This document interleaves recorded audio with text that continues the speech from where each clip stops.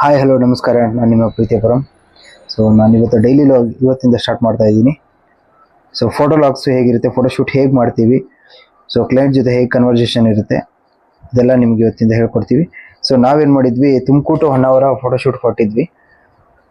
On the ವೇಲಿ ಒಂದು ಸ್ವಲ್ಪ ಟಿ ಕೆಟ್ಟೋಗಿದ್ದರಿಂದ ನಮ್ಮ ಕ್ಲೈಂಟ್ ಒಬ್ಬರು ಪ್ಯಾನಿಕ್ ಆಗ್ಬಿಟ್ಟಿದ್ರು. ಹಂಗಾಗಿ ನಿಯರೆಸ್ಟಲ್ಲೇ ಒಂದು ಲೊಕೇಶನ್ ಹುಡ್ಕೊಡ್ತೀನಿ ಅಂತ ಹೇಳಿ ಅಲ್ಲಿ ಸಾಗರ ನಿಯರಲ್ಲಿ ಒಂದು ಇಕ್ಕೆರೆ ಅಘೋರೇಶ್ವರ ಟೆಂಪಲ್ ಅಂತ ಇದೆ.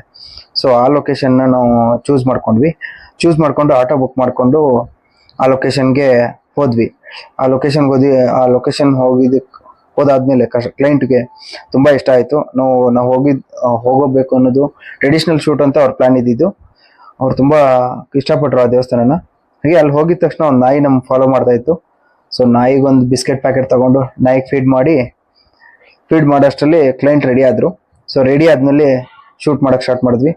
ಕ್ಲೈಂಟ್ ರಿವ್ಯೂ ಮಾತ್ರ ತುಂಬ ಸಖತ್ತಾಗಿತ್ತು. ಈ ಶೂಟಲ್ಲಿ ಕ್ಲೈಂಟ್ ತುಂಬ ಇಷ್ಟಪಟ್ರು ಈ ಲೊಕೇಶನ್ನ. ಸೊ ನಮ್ಮ ಟೈಮ್ನ ಸೇವ್ ಮಾಡಿದ್ರಿ ಮತ್ತು ಒಳ್ಳೆ ಲೊಕೇಶನ್ನ ಹುಡ್ಕೊಟ್ರಿ.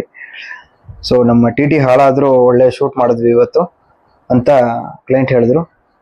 ಹಾಗೆ ಈ ಲೊಕೇಶನ್ ತುಂಬ ಇಷ್ಟ ಆಯಿತು ನನಗೆ. ಸೊ ಸಾಗರ ನಿಯರು ತುಂಬ ಸೂಪರ್ ಆಗಿದೆ ಈ ಲೊಕೇಶನ್ನು. ಇವಾಗ ಇಕ್ಕೆರೆ ಅಘೋರೇಶ್ವರ ಟೆಂಪಲ್ ಅಂತ ಈ ಟೆಂಪಲ್ಲು. ಸೊ ನಾವು ಇಲ್ಲಿ ಶೂಟ್ ಮುಗಿಸಾದ್ಮೇಲೆ ನಾವು ಹೋಗ್ಬೇಕಾಗಿದ್ದು ಹೊನ್ನಾವರ. ಸೊ ಅಲ್ಲಿಂದ ಶೂಟ್ ಎಲ್ಲ ಕಂಪ್ಲೀಟ್ ಆಯಿತು. ಸೊ ನೆಕ್ಸ್ಟ್ ಪಾರ್ಟಲ್ಲಿ ಹೊನ್ನಾವರ ಲೊಕೇಶನ್ ಬಗ್ಗೆ ಲಾಗ್ ಕಂಟಿನ್ಯೂ ಮಾಡ್ತೀನಿ. ಅಲ್ಲಿವರೆಗೂ ವಿಡಿಯೋನ ಲೈಕ್ ಮಾಡಿ, ವಿಡಿಯೋ ಮಾಡೋಕ್ಕೆ ಇನ್ನಷ್ಟು ಶಕ್ತಿ ತುಂಬಿ. ಸೊ ನಾನು ಹೊಸದಾಗಿ ವಿಡಿಯೋನ ಸ್ಟಾರ್ಟ್ ಮಾಡಿದ್ದೀನಿ. ಸಪೋರ್ಟ್ ಮಾಡಿ, ಲೈಕ್ ಮಾಡಿ, ಸಪೋರ್ಟ್ ಮಾಡಿ.